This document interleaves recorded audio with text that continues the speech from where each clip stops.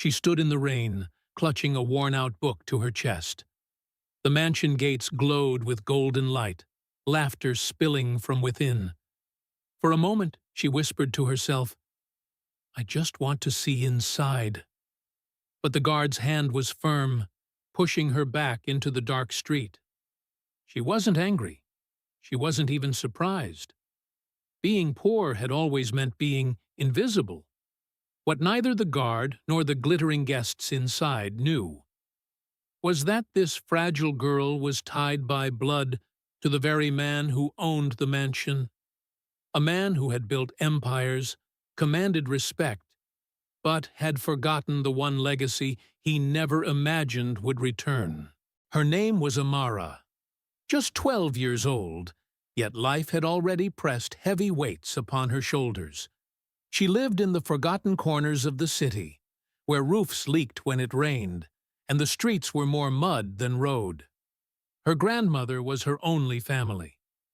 The old woman lay in a fragile bed, her body failing under illness, while Amara moved quietly through each day, selling flowers, fetching water, doing whatever she could to bring in a few coins. Her dress was always the same, too big for her frame, faded with time. Her shoes had long lost their shape. Yet she carried herself with a quiet dignity, never begging, never demanding, only hoping. There was one object she never let go of, a tattered book, its pages filled with children's stories. Her late mother had once read from it every night. For Amara, the book was not just paper and ink. It was memory. It was warmth. It was proof that once she had belonged to someone who loved her deeply. But the world rarely cared for children like Amara. People walked past her without seeing her. Some threw cruel words. Others, coins as though she were an inconvenience to silence. Few knew that behind her fragile figure was a story that would one day silence even the wealthiest voices in the city. For though she walked in poverty's shadow, Amara carried a secret, a hidden bloodline, that could shatter the illusion of those glittering walls. That night, Amara had come to the mansion for one reason only: medicine. Her grandmother's fever had grown worse, and she had overheard people on the street talking about the charity gala hosted by the city's most admired billionaire, James Harrington. He was known for his generosity, funding schools, hospitals, and scholarships. The newspapers painted him as a savior of children. Tonight, she thought, if I can just step inside, maybe he will notice me. Maybe he will help. So she walked in the rain, her book clutched to her chest like a shield, until she reached those golden gates. But the world of the rich is not built to welcome the poor.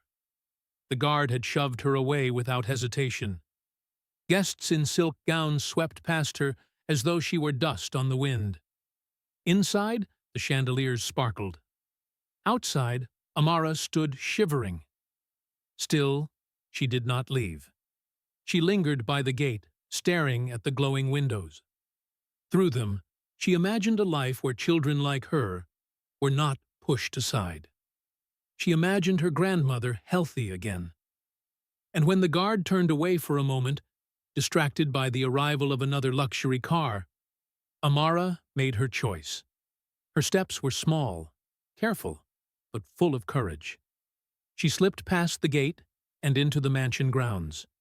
The doors opened before her like a portal to another world. Gold ceilings, polished marble floors, tables decorated with crystal glasses. Everywhere she looked, people laughed, unaware that hunger even existed. Amara stood at the edge of the ballroom, her faded dress a sharp contrast to the gowns and tuxedos around her. Some gasped, some whispered. Others simply stared in silent judgment. But she didn't look at them. Her eyes were fixed on the stage, where James Harrington stood tall, silver hair gleaming, his voice booming across the room. "Tonight," he declared, "we give hope to children who need us most." The audience applauded. Cameras flashed. The billionaire smiled, basking in admiration. And yet, just yards away, a real child who needed him most was being pushed toward the door by the guard who had spotted her once again. It should have ended there. Amara should have been dragged out into the rain, dismissed as a trespasser, forgotten in silence. But fate chose differently. As the guard grabbed her arm, James Harrington's gaze fell upon the child.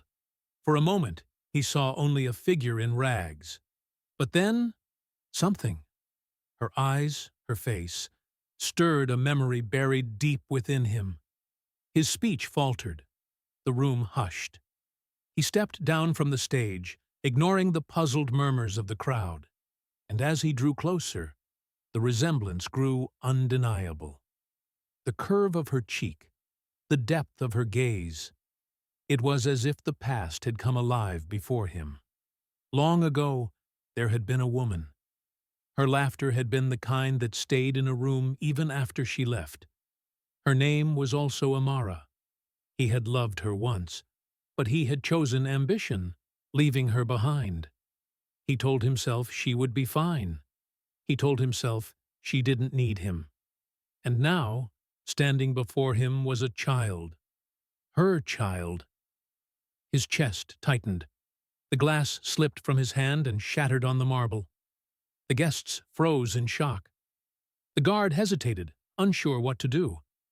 And in the silence, James Harrington realized the truth. The girl they had mocked, the girl they had tried to cast out, was his daughter. In that moment, the man who owned skyscrapers and empires felt small. For what worth were his billions if he had failed the one child who carried his name in her blood? He did not make a speech. He did not defend himself. He simply bowed his head in humility before a child the world had ignored. That night, the story of the gala was not the diamonds, the gowns, or the speeches.